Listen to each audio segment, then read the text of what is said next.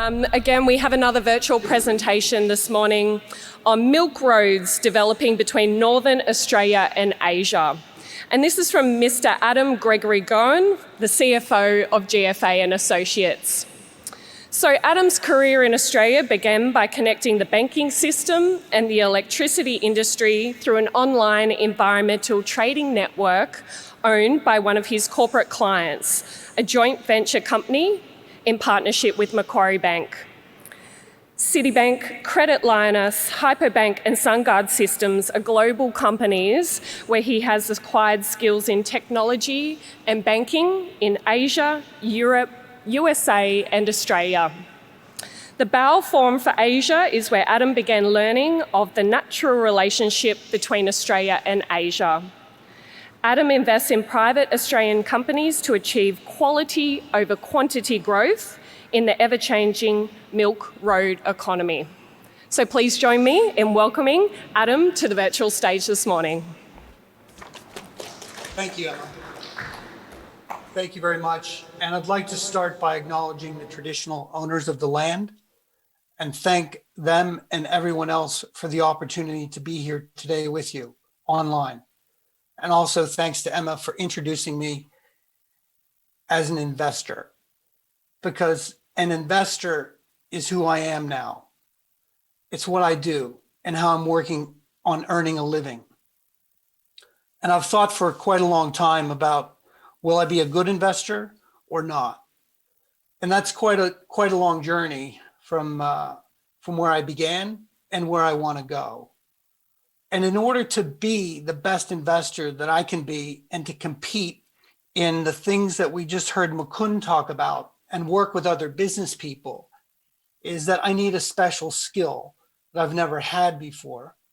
And part of that skill is being able to see things that are going to develop into the future and things that the average investor is not going to see, so that I can build positions in those companies and help those companies grow. So in a way, that needs to be a bit of a superpower and a vision lens into the future. And that vision lens into the future also needs to be in the form of a story that I can tell myself, so I can check the reality and how it might play out, and a story that I can share with other people so that they can tell me that that story is right or wrong, or there's no way that that's going to happen in the future, and I should not be investing in what I believe that story will become. And one of the ways to make that story more useful is to test it in the marketplace and share it with other people. Criticize it and debate it and talk about if and how the future might look. And I'm doing that in a time that I think everyone knows is very confusing. This is probably one of the most confusing times that I've seen in my career as an investor, having worked in the US, Europe, and quite a long time in Asia, and then fortunately finally migrating to Australia. So what I'd like to do right now briefly is share with you how I see the world as an investor, and to test that story and hear what you think about it. So I think we'll start with that now. So we all know that this is one way to look at the world, and in the people in the audience today in Northern Australia in Rockhampton, I have been to Rockhampton. I did attend Beef Week a few years ago, and I'm in Tasmania at that little bottom of the island there. And that's how I'm looking at the world as an investor. And just to the north of us is a place that people call Asia. Some people call it the Indo-Pacific. We can draw a circle around that place. And we know that within that circle, that's where 51% of the Earth's population lives. And we know that because there's been studies on it, and it actually has a name, not Asia, not Indo-Pacific, but Valerie Pierce Circle. And you can look that up online, because covering that definition right now doesn't really give us time. And I've structured this picture of how I see the world as an investor like a magnifying glass. So we're taking a look at more than half the world's population who lives in that circle, and our relationship with it. And how is that relationship going to play out? And we know that people who live and work in that circle, more than half the world's population, have been manufacturing things for quite a long time. And they've been exporting those things out to the rest of the world from that circle. And we can draw a quick line so it looks like that, exporting out to the West, if you will. Yeah. And I would say that the manufacturing of products and things in that circle has had a very large effect on the global economy, and that's not going away anytime soon. So as an investor, I'm betting on that trend to continue, probably even become larger, because we are talking about more than half the world's population. Now, in order for them to manufacture things, as they do that, their economies are growing, consumers are moving from poverty into the middle class, and they're also starting to demand things from outside that circle, and they're able to start affording things from outside that circle too. So we can also say that they're starting to import things from that circle. And as I mentioned before, we're talking about more than half the world's population. So in a way, more than half the world's population is serving as an engine for the global economy, exporting things out and importing things in.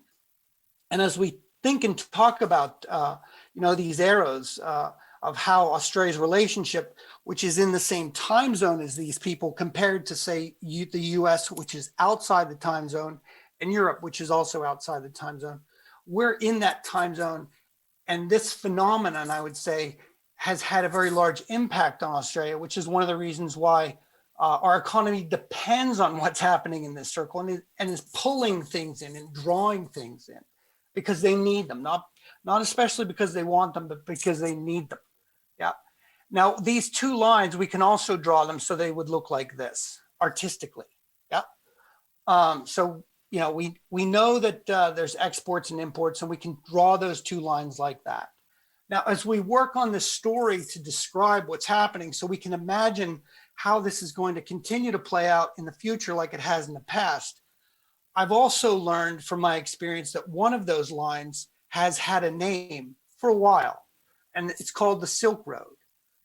And that line, that route of trade of export actually began more than 2,000 years ago. Around 500 BC is when the Silk Road was reportedly began.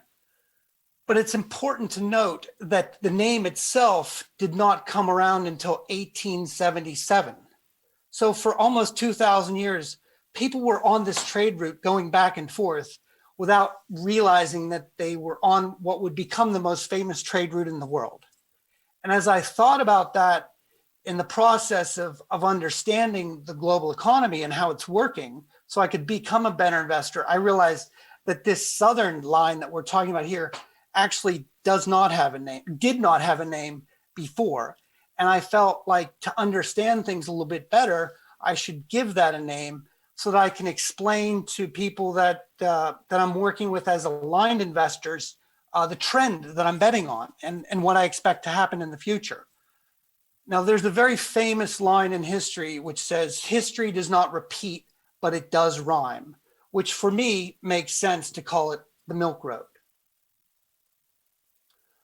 Now, there are a lot of reasons why people may think that that's a foolish name, and I think that we should cover them right away. And at the same time, I think we need to understand that the Silk Road was not all about silk. It's a metaphor for an iconic, an actual product that people outside of that circle went in to take out.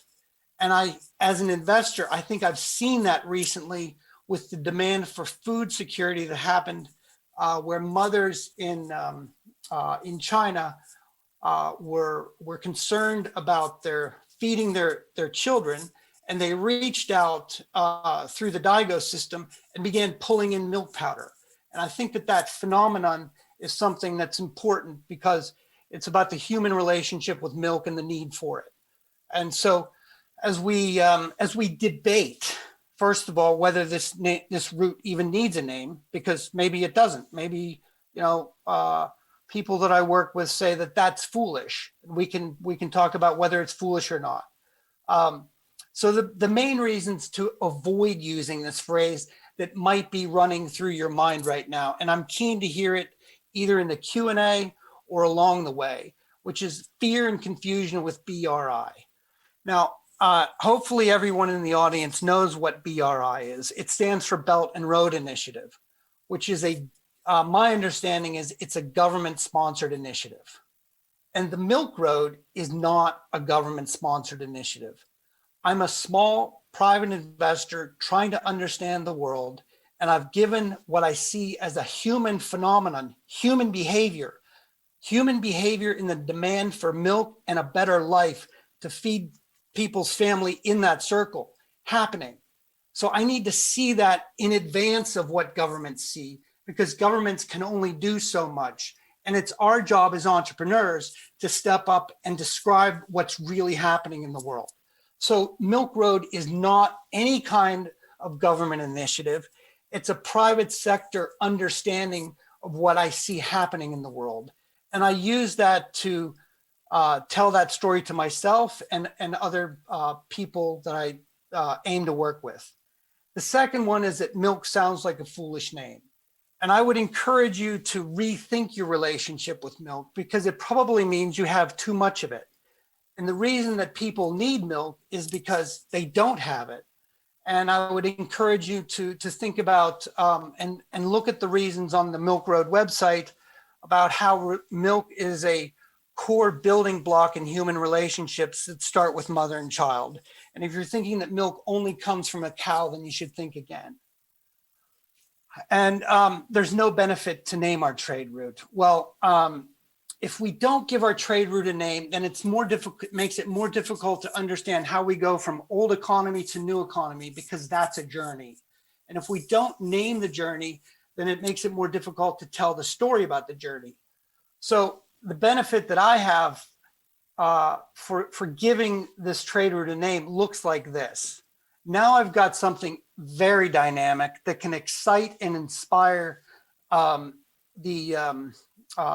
where the future should look like, and an understanding of why so many people are coming to Northern Australia. Yesterday, I heard a gentleman say that Northern Australia is the gateway, the doorstep to Asia. And we heard about Mukund earlier just talk about hire people who have worked in Asia. And I would call that people that have been out on the Milk Road and had that very difficult experience, because I need to invest in companies that are not just going to succeed there, they're going to survive this journey. Because when people traveled on the Silk Road, they died. And the Milk Road has a good side and a bad side, and it's a phenomenon that we need to deal with. So, and using the phrase actually enables me to say things that matter to me and inspire my confidence as an investor, so I can understand that truly so. If Asia wants food security, one of those roads runs through Australia. Asia needs Australia in order to get to the type of food security that they deserve. And Australia needs to find ways to work with people in Asia who do not have food security. And food security is just one of the elements of resource security. And as we know, it's a metaphor for all the good things in life that Asia and Australia can work on together. So what I'd like to do at this point is to say thank you very much for listening to this idea, for having a think about it. I'm going to keep this presentation very short to give you either time to ask questions or take a break and consider the fact that our trade route should have a name, and how we should be thinking about our relationship with Asia in a different new way, so we can talk about what J.A. from TIQ Queensland mentioned about the migration back home. People have gone up the Milk Road and now they're coming back home. And I think it enables us to think about Asia in a different new way. So thank you very much, Emma, and I'd like to finish up there. Thank you. Thanks for your presentation, Adam. Pleasure. There's a few new faces in the room now. If anyone would like to ask any questions of Adam and his presentation, there's a microphone in the middle of the room here and just down to the side as well. I think we might have one question coming through. Hey, it was nice to hear the applause. Thank you. Good morning, Adam. Yes. This is Daloy from CQ University, Rockhampton. I do lots of works in the supply chain, particularly agriculture supply chain, also exports, particularly with the Asian markets. So in terms of Milk Road, I think it's a very important initiatives. So what do you think that the key barriers to in this area of export that can we do accelerate in the next decades? Because we have the opportunities, possibilities, and potentials in Australia to increase our productions, but to send to the Asian markets in terms of supply chain, what are the key barriers that actually you faced with your business or in your research area? Thank you. Thank you. It's nice to meet you, and I appreciate your question. It's helpful to hear.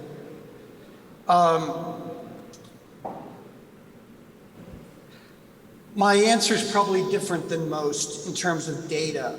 I think the key barriers is about story. The ability for myself to tell myself a story about where I am now and where I want to go. So part of the answer to your question, or maybe the core of it, is how we think about our relationship with Asia and how we think about what we want it to be or not to be.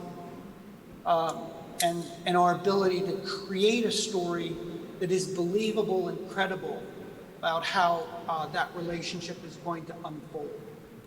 So I think the short answer is our ability, the way that we think, and our ability to create a story that we can all buy into and want to move into the future. Does that answer your question well enough?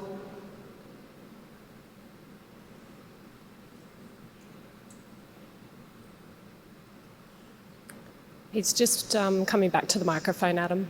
Yeah. Yes, partly. Yes, the relationship we found very important. But again, the question is, what are the ingredients or what are actually the support mechanisms that can help, particularly the policy that can help to building those relationships. But anyway, I got some answers from you. Thanks, Adam.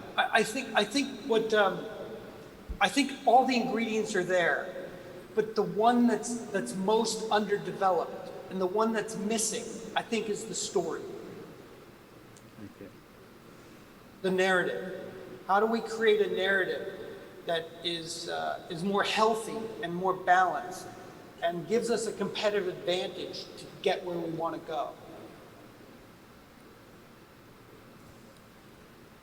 Thanks, Adam. I got it. Thank you. Thank you. Great, thank you, Adam. So just to summarise, I really like some of your key points in the presentation, particularly, picking up on some of our competitive advantages, like being in the same time zone, our economy depending on the circle. And I guess to quote the title of a book by one of our great AsiaLink business partners, Parag Khanna, the future is Asian. So we'd certainly encourage everyone here within the room to continue to look at opportunities within the market, and particularly with the advantage from the north of proximity as well to the region. So please join me in thanking Adam this morning for your presentation. Thank you.